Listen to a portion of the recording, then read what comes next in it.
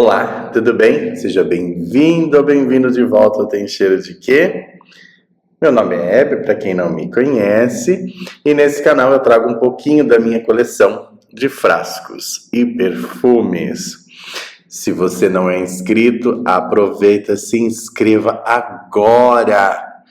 Enquanto eu tá lembrando, você se inscreva, ative as notificações para vocês receberem sempre aviso de quando eu postar vídeo. Eu posto vídeo domingos às 16 horas, terças e quintas às 21 horas. Deixe joinha e, mais importante, deixe um comentário. Quero saber se vocês estão gostando, se não estão gostando. Vamos comentar sobre o vídeo, vamos falar sobre o que quisermos aí para fazer um canal cada vez melhor para todo mundo. E sobre o vídeo de hoje, vamos lá. Fiquei pensando muito no conteúdo. Para quem cria conteúdo é sempre um peso para pesquisa, tentar trazer coisas interessantes, porque os vídeos têm que ser interessantes para quem esteja assistindo, né? Para que vocês aí, meus amigos que estão do outro lado, sentem, aproveitem, aprendam, né? Se divirtam, tenham momentos interessantes ouvindo alguém falar sobre coisas que vocês gostam, que no caso aqui são perfumes. Então, pensando nisso e atendendo também algumas pessoas que me pedem para eu falar sobre os meus perfumes de uso mesmo, dos meus vintage de uso. Eu tenho um vídeo aqui no canal onde eu mostro os meus perfumes de uso e que muita gente, quando vê o vídeo, fala assim, tá, quais são os seus perfumes de uso? Se todos são vintage, são perfumes de 20, de 30 anos, exatamente sobre eles que eu estou pensando em falar. Em trazer aí um vídeo sobre cada um deles, nem que sejam vídeos mais curtos ou mais longos, dependendo da história de cada um deles, trazer para vocês aí perfumes que eu tenho há 20, 30 anos na coleção e que eles estão no meu armário de perfumes de uso, né? Não no meu armário onde eu arquivo, onde eu guardo a coleção, né? E também, além de trazer coisinhas interessantes, porque eu tenho coisas muito bacanas, perfumes incríveis, alguns ainda em produção, outros não, e tentar mostrar também que um perfume bem acondicionado, bem guardado dentro da sua caixinha, ou mesmo que não tenha mais a caixinha, que você não guarde a caixinha, mas deixe o perfume guardado, longe de luz, longe de variações de temperatura, né? Se você acondicionar, usar da maneira correta, eles duram pela vida toda, o perfume não tem validade. Claro que em algumas situações, independente do seu cuidado, um spray que não esteja mais em acordo, um ressecamento, acontece do spray ressecar, ou acontece de entrar muito ar, um spray daquele que puxa muito ar e acaba oxidando um pouco o perfume. Então, alguns perfumes ficam mais fortes, mais bombinhas, alguns perfumes com notas mais cítricas, mais leves, perdem um pouco essa nota cítrica, ficando só o corpo e o fundo deles. Então, vocês têm que ver realmente se vocês gostam do que fica, né? De repente ele era um perfume, ele vai se tornando outro aí ao longo das décadas, né? Ao longo nesse período que ele fica arquivado, né? Que ele fica na sua coleção. Então, eu vou começar trazendo assim alguns desses perfumes que eu acho interessante, né? Falar deles e tudo mais. Então, hoje eu começo com uma bomba especiada oriental que eu tive o prazer de conhecer nesta embalagem aqui. Esse é o Opium, o Toilette Yves Saint Laurent. Este aqui foi o primeiro que eu tive contato, que eu conheci essa delícia, essa joia perfumada. Esse foi me dado por uma amiga em 1993. Ela era uma senhora já,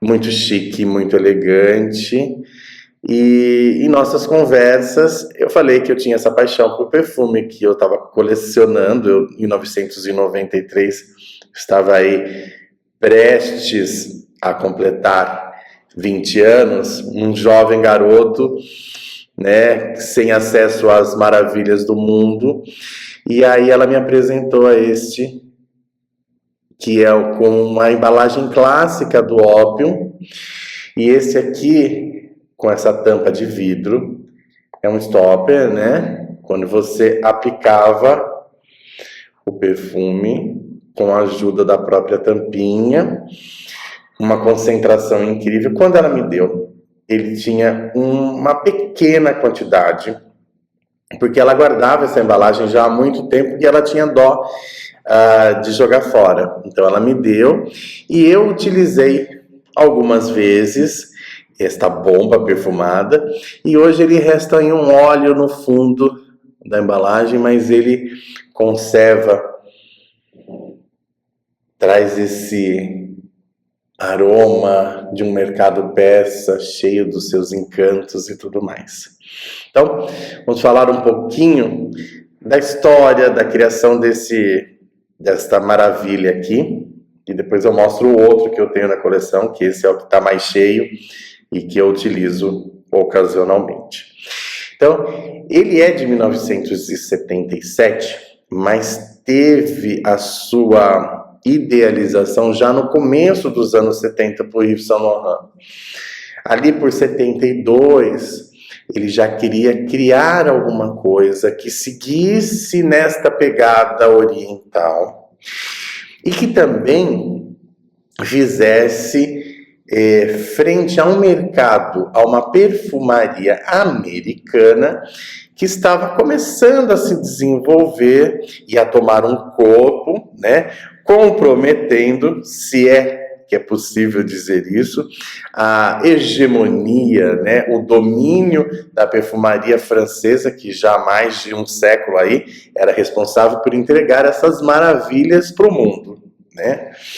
Então, ele aí sentado com os seus parceiros nessa busca, nessa jornada pela criação de um perfume, ele tinha já algumas ideias. O nome, ópio, e essa coisa desse caminho olfativo, e ele já imaginava criar um perfume para uma imperatriz da China. Que coisa mais interessante. Dentro disso, dessas buscas, ele parte para um caminho olfativo. Primeiramente, ele queria seguir Shalimar de Guerlain nesta pegada oriental. Shalimar, eu já trouxe um vídeo aqui no canal, né? Se você não viu, vá lá, veja, é muito interessante. E Shalimar tem essa ode ao amor, né, um caminho pelos jardins perfumados do Taj Mahal, jardins de Shalimar, uma mistura de flores, especiarias, que traz esse aconchego, essa coisa de um mercado persa, com todas as suas madeiras, resinas, condimentos, especiarias, que envolvem e aquecem, e que foi uma revolução lá no seu lançamento na década de 20, né? Então ele queria retomar essa pegada de Shalimar. Mas durante essa empreitada, essa pesquisa, ele e os seus, né, parceiros perfumistas seguiram e por um outro caminho. Eles foram ali enveredando para Tabu de Dana, que também tem essa pegada quente, especiada, amadeirada, sensual, né? Tabu, que queria libertar as mulheres de qualquer tipo de amarra, né? Dar poder a essa mulher para ser o que ela quisesse ser. Também já trouxe vídeos sobre Tabu de Dana, se você não viu, vá lá e veja também. Então, é essa pegada que ele queria trazer, esse tipo de mulher, né? A imperatriz da China, essa mulher de Tabu, e também de olho, como eu disse, nesse mercado americano, ele pega e entende o que estava acontecendo na época com o lançamento de um perfume de Estée Lauder chamada Youth Dew, que é um perfume que traz todo esse lado ambarado, especiado, amadeirado, muito pungente, com uma pegada aldeídica, que era uma coisa de limpeza americana, mas um perfume que estava no burburinho ali em 72, 73, fazendo já a sua legião de fãs, de mulheres encantadas, um frasco todo delicado, com um lacinho amarrado numa cintura, um vidro tão bonitinho, tão bonito. Vou deixar aqui uma fotinho dele. Então, ele queria seguir por esse lado. E, junto com seus 2 perfumistas, depois ali nas notas eu falo, criou essa maravilha de Opium. Opium, desde o princípio, o nome para este lançamento, eu acho que ele já tinha essa intenção de provocar a sociedade. Opium foi, não sei se ainda falo mas foi uma droga muito consumida por uma classe, por um período que vinha principalmente da Indochina, né, naquele período da dominação francesa naquela região, e que trazia um ar de lascividade, de devassidão, de contravenção. Então, o peso do nome já influenciou muito, inclusive no burburinho para o seu lançamento.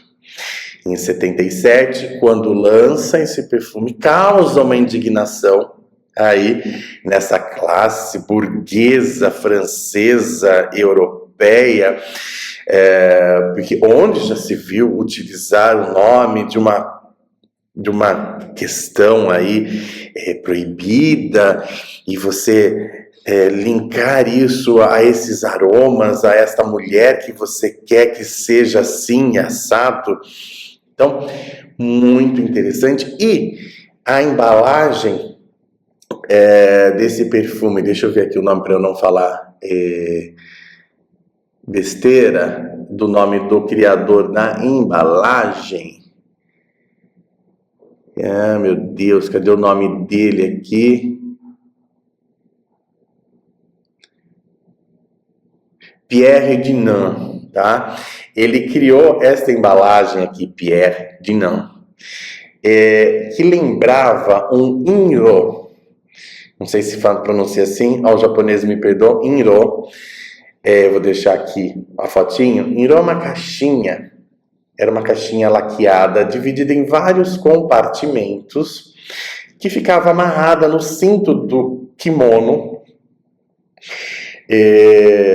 desse traje típico japonês e até chinês, né?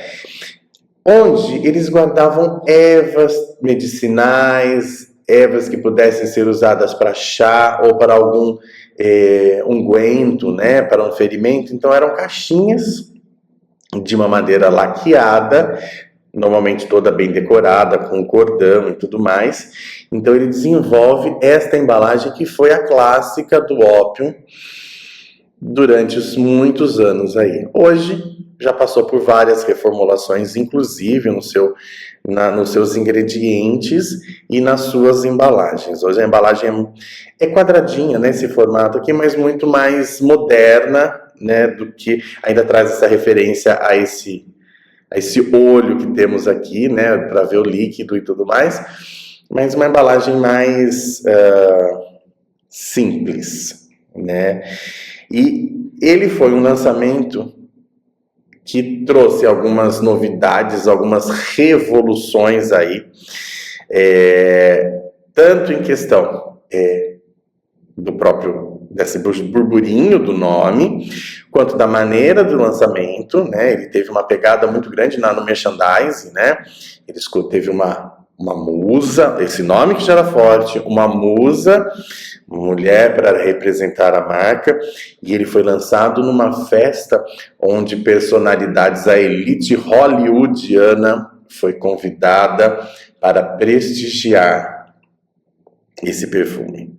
Apesar e por ter esse peso, esse nome, né, trazer essas referências, ele foi um perfume que teve uma aceitação, um boom das vendas de uma tal maneira que os estoques se acabavam assim instantaneamente, um sucesso mundial que ainda hoje o perfume é produzido e traz aí, é um dos mais vendidos da marca, né? Tem a sua legião de fãs, apesar de hoje não ter ser divulgado da maneira como deveria ser. Ele é um perfume com peso, com uma história, com um conteúdo muito, muito interessante. Então,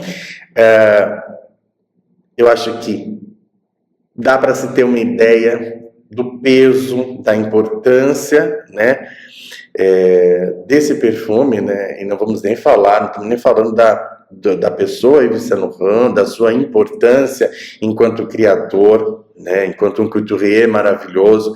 Ele é responsável por lançamentos. Ele lançou o Y antes desse, ele tem depois lançamentos o M7, onde ele era o garoto propaganda, que ele posou nu, um escândalo para a época. Então, esse perfume traz todo esse peso, essa história interessantíssima, de uma busca, de uma criação, para entender de onde vêm essas criações, esses objetos amados que gostamos tanto, e dar valor realmente, porque não é um produto feito da noite para o dia.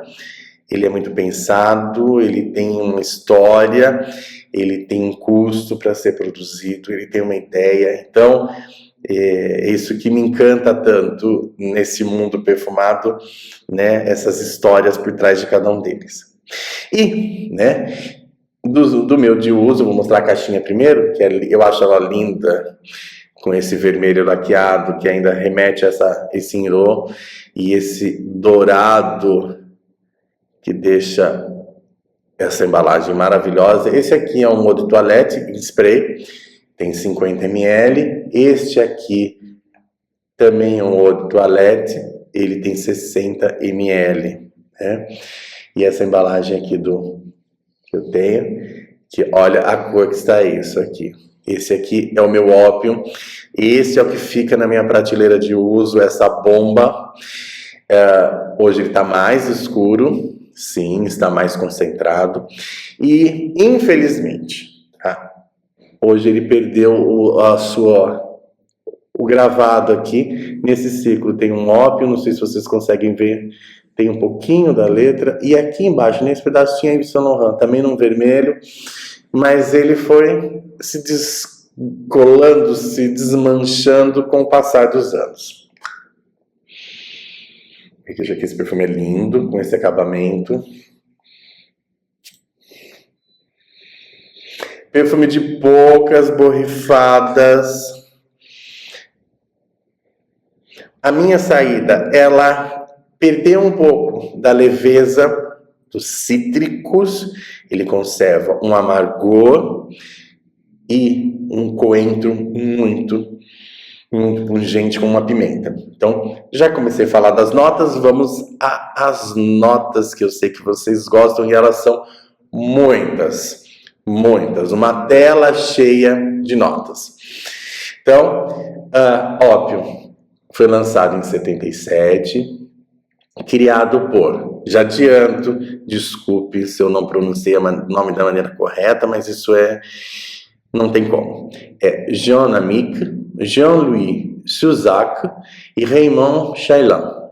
As notas de topo: cravo da Índia, pimenta, coentro, louro da Índia do Oeste, ameixa, jasmim, mandarina, cítricos e bergamota. No coração: cravo, canela, sândalo, patchouli, raiz de orris, rosa, pêssego e lírio do vale.